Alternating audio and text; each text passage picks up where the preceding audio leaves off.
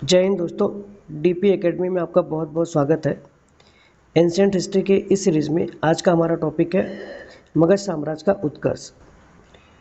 मगध साम्राज्य एक ऐसा साम्राज्य जो कि 16 महाजनपदों में एक था और इतना शक्तिशाली ये इसलिए हो गया क्योंकि वहाँ जो राजा हुए, चाहे वो हर्यक वंश के हो या शिशुनाग वंश के हो या फिर वो नंद वंश के हो, इतना शक्तिशाली होने का कारण ये था कि वहाँ जो गंगा यमुना का जो क्षेत्र है, खैर यमुना तो प्रयागराज में आके मिल जाती है संगम में, ठीक है। जो दोआब का क्षेत्र है, गंगा का जो क्षेत्र है, वहाँ पे उपजाऊ भूमि ज़्यादा थी, कृषि ज़्यादा होती थी, बड़े पैमाने पर कृषि होती थी।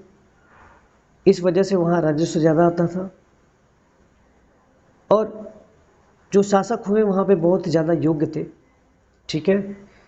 तो इसको हम इसमें देखेंगे। तो चलिए स्टार्ट करते हैं। मगध एक परिचय। मगध प्राचीन भारत के 16 महाजनपदों में एक था। यह बुद्ध काल तक परवर्ती काल में उत्तरी भारत का सबसे शक्तिशाली और समृद्ध जनपद था। इसकी स्थिति मूलतः दक्षिण बिहार के क्षेत्र में थी, ठीक है। इसके अंतर्गत आधुनिक पटना तथा गया जिला शामिल थे। जो इस टाइम में पटना और गया जिला है, ये इसके अंतर्गत आते थे। इसकी राजधानी गिरिब्रज तथा बाद में राजगिरी बनी, जो 5 पहाड़ियों से घिरी थी।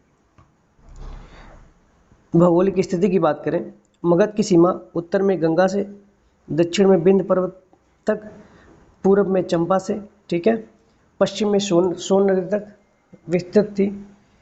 मगध की राजधानी कालांतर में पाटलिपुत्र स्थानांतरित हुई। मगध राज ने तत्कालीन शक्तिशाली राज्य कौशल, वत्स व अवंती को मिला लिया। मगध साम्राज्य के इतिहास से भारत के इतिहास का एक नया युग शुरू होता है, जिसे मगध के उत्कर्ष के नाम से जाना जाता है, ठीक है।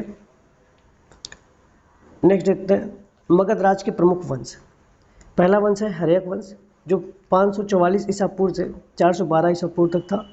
इसके संस्थापक थे बिंबिसार। जो हर्यक वंश थे, इसके संस्थापक जो थे बिंबिसार है। एक है बिंदुसार, जो मौर्य वंश में थे, ठीक है। इसकी राजधानी राजगिरी या गिरिब्रज थी। प्रमुख शासक की बात करें, बिंबिसार 544 ईसा पूर्व से 492 ईसा पूर्व। इसने मगध पर शक्तिशाली राजवंश की स्थापना की तथा मगध साम्राज्य की सत्ता का वास्तविक संस्थापक भी माना जाता है। इसे श्रेणिक नाम से भी जाना जाता है। मत्स्य पुराण में इसे क्षेत्रोजस कहा गया है, ठीक है। बिंबिसार ने राज्य की नींव रखने के लिए 3 वैवाहिक संबंध स्थापित किए। पहला है प्रथम पत्नी महाकोशला देवी, जो कौशल राज की पुत्री और प्रसेनजीत की बहन थी। इसके साथ दहेज में काशी प्रांत मिला। दूसरी पत्नी वैशाली की लिच्छवी चेलना थी, जिससे अजातशत्रु का जन्म हुआ। तीसरी पत्नी क्षेमा पंजाब के मद्र कुल की राजकुमारी थी, ठीक है। बिंबिसार ने अंगराज को जीतकर उसे मगध में मिला लिया तथा अपने पुत्र अजातशत्रु को वहाँ का शासक नियुक्त किया। बिंबिसार ने अवंती के शासक चंद्रप्रद्योत से मित्रता कर ली तथा अपने राजवैद्य जीवक को इनके यहाँ इलाज के लिए भेजा। बिंबिसार की हत्या उसके पुत्र अजातशत्रु के द्वारा कर दी गई, ठीक है। नेक्स्ट है अजातशत्रु। ये शासक बना 492 ईसा पूर्व से 460 तक ईसा पूर्व तक रहा। अपने पिता की हत्या कर राजगद्दी पर बैठा। इसको जो है पितृहंता भी बोला जाता है, ठीक है, पिता की हत्या करने वाला। अजातशत्रु तथा कौशल राजा प्रसेनजीत के साथ पहले युद्ध किया, फिर बाद में समझौता हो गया। प्रसेनजीत ने अपनी पुत्री वाजिरा का विवाह अजातशत्रु से किया। अजातशत्रु का उपनाम कुड़िक था। अजातशत्रु जैन मतानुयायी था। अजातशत्रु का लिच्छवियों के साथ युद्ध हुआ। अपने कूटनीति मित्र व शिकार की सहायता से उसने लिच्छवियों पर विजय प्राप्त की, ठीक है। इस युद्ध में अजातशत्रु ने रथमूलक तथा महाशिलाकंटक नामक हथियारों का प्रयोग किया।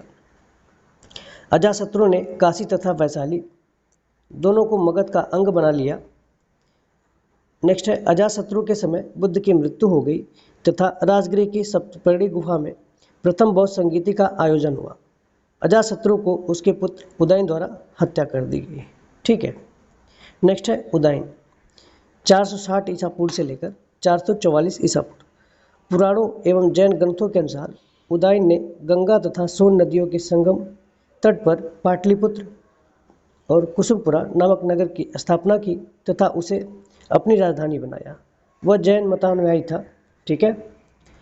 हर्यक वंश का अंतिम राजा उदयन का पुत्र नागदशक था।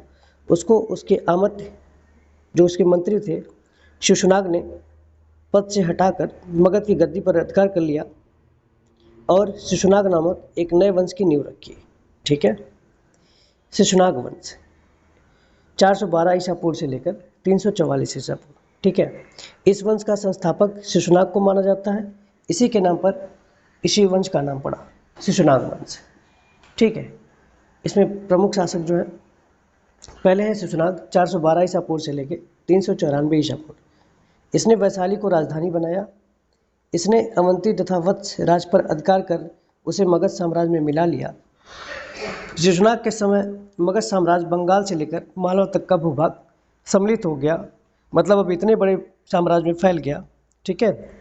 दूसरा है कालाशोक 394 ईसा पूर्व से लेकर 366 ईसा पूर्व। इसका नाम पुराणों तथा दिव्यावदान में काक वर्ड मिलता है। ठीक है। इसने वैशाली के स्थान पर पुनः पाटलिपुत्र को अपनी राजधानी बनाया। इसी के समय द्वितीय बौद्ध संगीति का आयोजन वैशाली में हुआ। इसी के समय में बौद्ध संघ दो भागों में अस्थवी तथा महासांगिक में बट गया। इस वंश के अंतिम शासक नंदीवर्धन की हत्या महापद्म नंद द्वारा की गई तथा मगध पर नंद वंश की स्थापना की गई। नेक्स्ट है नंद वंश 344 ईसा पूर्व से लेकर 324 या 323 ईसा पूर्व। ठीक है। इसके संस्थापक है महापद्म नंद। प्रमुख शासकों की बात करें, महापद्म नंद पुराणों के अनुसार इस वंश का संस्थापक महापद्म नंद एक शूद्र था। इसमें महापद्म नंद को सर्वक्षत्रात्मक क्षत्रियों का नाश करने वाला तथा भार्गव दूसरे परशुराम का अवतार कहा गया है। इसने एक विशाल साम्राज्य की स्थापना की तथा एक राट एवं एक छत्र की उपाधि धारण की। महापद्म नंद ने एक राट की उपाधि धारण की थी। ठीक है। महापद्म नंद के 8 पुत्र थे। धनानंद भी इसका पुत्र था जो नंद वंश का अंतिम शासक था। ठीक है। धनानंद यह सिकंदर का समकालीन था। इसके समय में 326 ईसा पूर्व में सिकंदर ने पश्चिमोत्तर भारत पर आक्रमण किया था। ग्रीक यूनानी लेखकों ने इसे अग्रमीज कहा। धनानंद के दरबार में चाणक्य जो तक्षशिला के आचार्य थे वो आए हुए थे। वह धनानंद के द्वारा अपमानित किए गए। 322 ईसा पूर्व में चंद्रगुप्त मौर्य ने अपने गुरु चाणक्य की सहायता से धनानंद की हत्या कर दी और मौर्य वंश की नींव रखी। मौर्य के समय मगध साम्राज्य चरमोत्कर्ष पर पहुंच गया था। ठीक है। जो चाणक्य थे कौटिल्य, ये तक्षशिला के आचार्य थे और ये जब गए थे तो इनको अपमानित कर दिया गया था धनानंद के द्वारा। तभी से वो अपनी चोटी बांधे, कहें कि जब तक हम इस वंश का सर्वनाश नहीं कर देंगे तब तक जो है हम चैन से नहीं बैठेंगे। ठीक है। तो दोस्तों आज यहीं तक करते हैं। थोड़ा तबीयत हमारा सही नहीं है, कई दिनों से फीवर है और गला भी ख़राब है, इस वजह से हम क्लास नहीं ले पा रहे हैं, लेकिन अब कंटिन्यू करेंगे। ठीक है। धन्यवाद।